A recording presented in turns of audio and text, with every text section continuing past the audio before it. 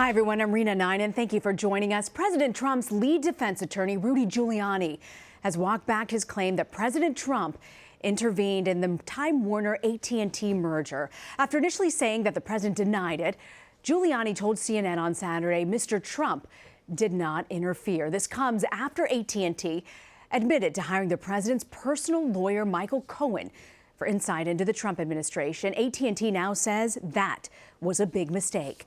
Bloomberg's chief Washington correspondent, Kevin Cirilli, is following the latest at the White House and joins me now. So, Kevin, we know President Trump was against the deal, but given the confusion from Rudy Giuliani's comments, do you think this is going to be a problem for the White House to try and clean up?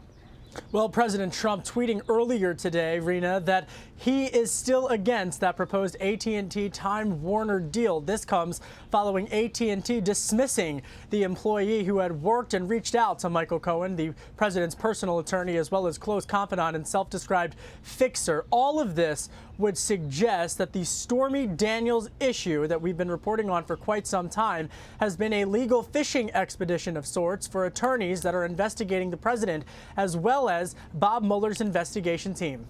So, Kevin, we know this is just the latest sort of misstep for Giuliani, who is solely responsible for handling the president's defense in the Russia investigation. Do you think he's now on thin ice with the president?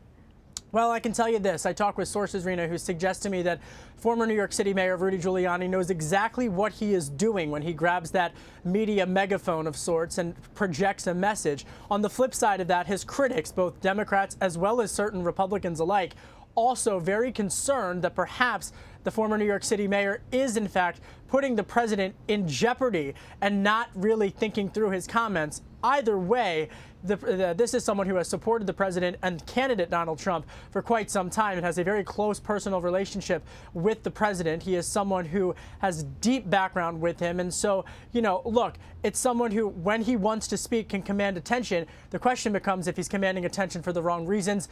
Sources inside the White House are divided on that. Interesting to hear you say they're divided. Well, meanwhile, the White House still isn't apologizing for their aide, Kelly Sadler's insensitive joke about Senator John McCain dying. Is there any reason to believe that she hasn't been reprimanded by the president himself? You know, has he derided McCain's, we know in the past has derided McCain's time as a prisoner of war. What do you make of this right now? Where's the White House headed? Well, Republicans and Democrats alike praising Senator John McCain, a Republican from Arizona battling cancer, for his military service to our country.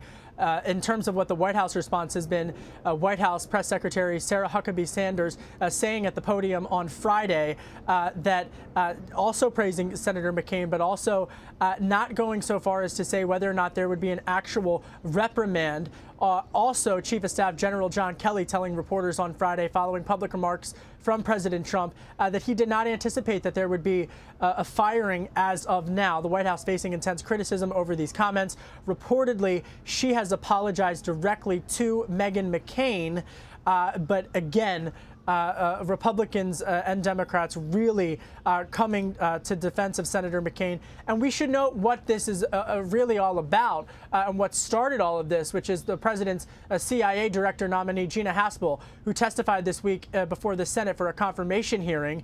Now, she has not gotten the support of Senator McCain because of her previous support for torture programs. She testified that she would not restart that torture program, and she picked up the key support from moderate senators, including Senator Susan Collins, a Republican from Maine, as well as centrist Democrat Senator Joe Manchin, who's up for re-election as a Democrat in West Virginia. I want to turn to DHS Secretary Kristjen Nielsen, who joins really a long list of Trump administration officials who have considered quitting over the past 18 months since the president has taken office. You know, is the White House concerned about this turbulent message that it sends of someone potentially wanting to resign over the president going off the handle? Well, I think what's interesting here is that it all comes at a time in which the policy from this administration is really at a crucial point with regards to foreign policy.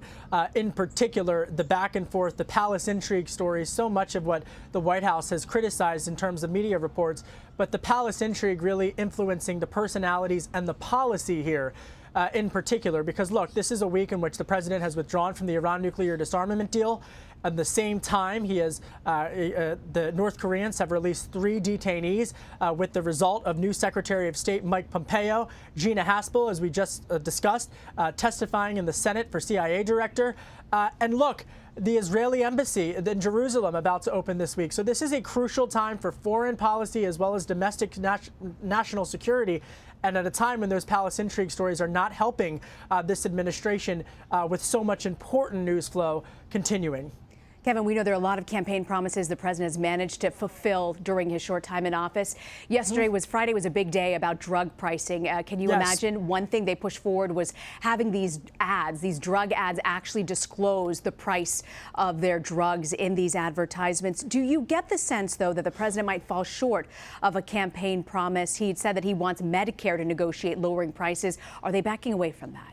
Well, that's such a great question because, look, when I covered candidate Donald Trump on the campaign trail, he broke with Republicans in the sense that he wanted to really go after pharmacy benefit managers in the sense that the government would have a role in helping to negotiate the prices of drug makers. He criticized big pharmaceutical companies. That divided Republicans. And in fact, when I spoke with Senator Bill Cassidy, a Republican from Louisiana, here at the White House yesterday, he was with President Trump during those remarks. He even noted that Republicans are divided on that particular issue. From a policy standpoint, Rena, the president announced yesterday that he did not specifically target pharmacy benefit managers, but he said that he wants to have a situation where they study the issue. That's a bit of a walk back, so I hear your point in what you're saying. On the flip side of that, Democrats head of the midterms want to talk Medicare, Medicare, Medicare. And President Trump does not want to hand them that political olive branch. So this is a very divisive issue, but the president and the fact that he got 3 detainees back from North Korea and at a time is using the power of the bully pulpit to talk about lowering drug prices, that's something that his supporters say will help him.